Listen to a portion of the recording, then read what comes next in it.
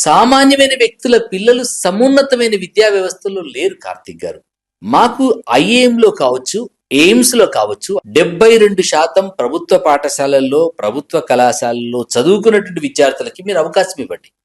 సమానత్వం సహజంగా సమాజంలో రాగలుగుతుంది. బక్క చిక్కినోడికి బలిసినోడికి బరిగిస్తే గెలిసేది బలిసిన వాడే. 3వ తరగతిలో, 2వ తరగతిలో, 5వ తరగతిలో ఐఐటి ఫౌండేషన్ కోర్సు పెట్టినోడు లక్షల రూపాయలు వేసి కొనుక్కున్నవాడు ఐఐటికి వెళ్తున్నాడు. అనగారిన బిడ్డలు అక్కడే అడ్డా మీద కూలీలుగా మిగిలిపోతున్నారు. ప్రభుత్వ పాఠశాలల్లో చదువుకున్న విద్యార్థులకి, ప్రభుత్వ కళాశాలల్లో చదువుకున్న విద్యార్థులకి వెయిటేజ్ ఇవ్వండి. ఈ దేశంలో కరప్షన్ ఆగుతుంది. ఈ దేశంలో సేవా రంగాలు మెరుగుపడతాయి. ఈ దేశంలో సమానత్వం రావడానికి అవకాశం ఉంటుంది. అన్ని రంగాల్లో ప్రభుత్వ పాఠశాల బిడ్డలు రావడానికి అవకాశం ఉంటుంది. నీకు ప్రభుత్వ బడి వద్దు, ప్రభుత్వ కళాశాల వద్దు, కానీ ప్రభుత్వ ఉద్యోగం కావాలా? 1వ తరగతి నుంచి 10వ తరగతి వరకు ప్రభుత్వ పాఠశాలల్లో చదువుకున్న విద్యార్థులకి, +1, +2 ఇంటర్మీడియట్ ప్రభుత్వ కళాశాలల్లో చదువుకున్న విద్యార్థులకి ఎంసెట్ గాని, నీట్ కానీ, జేఈ మెయిన్స్ అండ్ అడ్వాన్స్ లో కానీ మీరు వెయిటేజ్ ఇవ్వండి.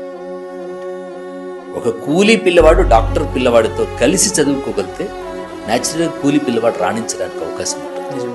ఎప్పుడైతే ప్రభుత్వ పాఠశాలకు వెయిటేజ్ ఇవ్వాలనేటువంటి ఒక గొప్ప ఔదార్యంతో ప్రభుత్వాలు కనుక ముందుకు రాగలిగితే అస్సలు ఈ దేశంలో 78 సంవత్సరాలుగా సాధించని సమానత్వం, సాధించని సామాజిక న్యాయం తప్పకుండా సాధ్యం కాగలుగుతుంది. ఈ దేశం కోసం సాక్రిఫైస్ చేసినటువంటి each and every freedom fighter ఆత్మలు ఆనందపడడానికి అవకాశం ఉంటుంది. ఎవరి కోసం వాళ్ళు పోరాటం చేశారు, ఎవరి కోసం వాళ్ళు బలిదానం చేశారు, ఎవరి కోసం వాళ్ళు ఉరికంబాలు ఎక్కారు. ఆ స్వాతంత్ర ఫలాలని సగటు పేద సమాజం అనుభవించాలంటే అందరికీ సమానమైనటువంటి విద్యావకాశాలు రావాలి.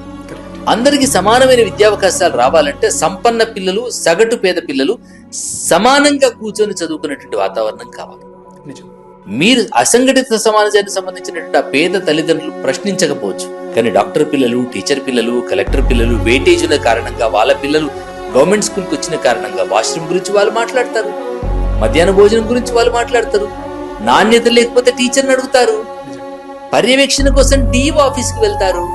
ప్రభుత్వ పాఠశాలల్లో చదువుకున్న పిల్లలకి మాత్రమే ప్రభుత్వ ఉద్యోగాల్లో, ప్రభుత్వ ఉన్నత విద్యా అవకాశాల్లో కల్పించగలిగితే ఈ దేశం కోసం త్యాగం చేసినటువంటి దేశభక్తుల త్యాగానికి సార్థకత.